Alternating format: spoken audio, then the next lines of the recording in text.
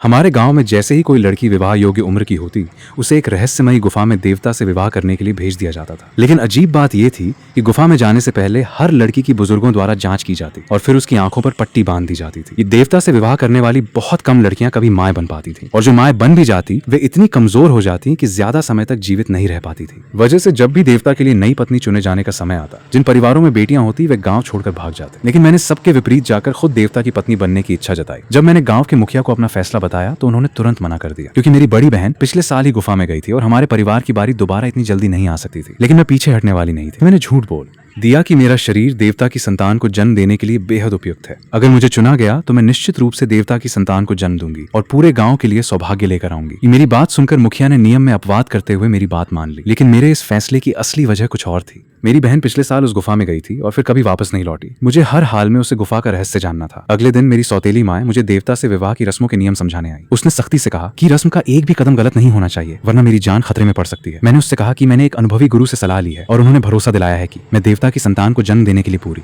तरह उपयुक्त हूँ। मेरी सौतेली माँ को यह सुनकर खुश होना चाहिए था, लेकिन अचानक उसके चेहरे पर चिंता दिखाई देने लगी। फिर भी उसने तुरंत खुद को संभाल लिया। इसके बाद वो मुझे स्नान कराने ले गई और मेरे कपड़े बदलवाए, ताकि सभी सांसारिक अशुद्धियां दूर हो जाएं और मैं देवता की कृपा प्राप्त कर सकूं। स्नान के बाद उसने मुझे बुजुर्गों के सामने ले जाकर रस्म के अनुसार जांच करवाया, क्योंकि उनके मुताबिक केवल पूरी तरह स्वस्थ लड़की ही देवता की सेवा के योग्य थी। अगले दिन मैं गांव के मंदिर में देवता की पूजा करने पहुंची। मैंने साधारण कपड़े पहन रखे थे, लेकिन जैसे ही बुजुर्ग ने मुझे देखा, उनकी नजरें मेरे ऊपर टिक गईं। मुखिया ने तुरंत आदेश दिया कि मुझे वहीं रश्मि पोशाक पहनाई जाए। मैं ये सुनकर हैरान और शर्मिंदा थी, क्योंकि वहां इतने लोगों के सामने कपड़े बदलना मेरे लिए बेहद असहज था। मेरी सौतेली माँ ने धीरे से कहा कि ये बुजुर्ग मुझे परखने आए हैं, और अगर मुझे देवता की पत्नी बनना है तो मुझे ये परीक्षा पास करनी ही होगी। सच्चाई जानने के लिए मेरे पास कोई दूसरा रास्ता नहीं था, इसलिए मुझे कठपुतली की तरह चुपचाप उनकी रस्म पूरी करने देनी पड़ी। बुजुर्गों की लालची और अजीब निगाहों को देखकर मुझे तुरंत एहसास हुआ कि गुफा का रहस्य शायद इन्हीं लोगों से जुड़ा हुआ है। जांच पूरी होने के बाद उन्होंने मुझे रेशमी पोशाक पहनाई और मुखिया ने आदेश दिया कि अब हमारा जुलूस पहाड़ की ओर चलेगा, जहां मेरा देवता से विवाह होना था। जैसे जैसे हम ऊपर बढ़ रहे थे, मेरे मन में एक अजीब बेचैनी पैदा होने लगी। मैंने जानबूझकर रास्ते में ठोकर खाई और मेरी हथेली छिल गई। मुखिया को शायद कुछ गड़बड़ महसूस हो गई थी। उसने तुरंत मेरी आंखों पर लाल कपड़ा बांध दिया, लेकिन उसे नहीं पता था कि मैंने रास्ते में अपने खून की बूंदों के निशान छोड़ दिए थे,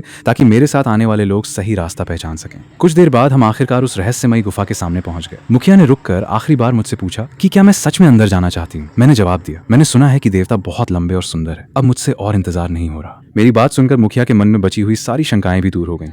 मैंने वादा किया कि मैं पूरी कोशिश करूंगी और देवता की संतान को लेकर सुरक्षित वापस लौटूंगी, ताकि पूरे गांव पर आशीर्वाद बना रहे। मुखिया ने संतुष्टि से सर हिलाया। मुखिया और बाकी गांव वाले बाहर घुटनों के बल बैठ गए और विवाह की रस्म शुरू कर दी। मैं जैसे ही गुफा के अंदर पहुंची, मुझे लगा कि इतने वर्षों से छुपा रहस्य अब मेरे सामने आने वाला है। मैंने उत्सुकता से अपनी आंखों पर बंधा लाल कपड़ा उतार दिया, लेकिन अगले ही पल मैंने जो देखा उसे देखकर मेरे पैरों तले जमीन खिसक गई। वीडियो अच्छी लगी हो तो चैनल को सब्सक्राइब करें, वीडियो को लाइक करें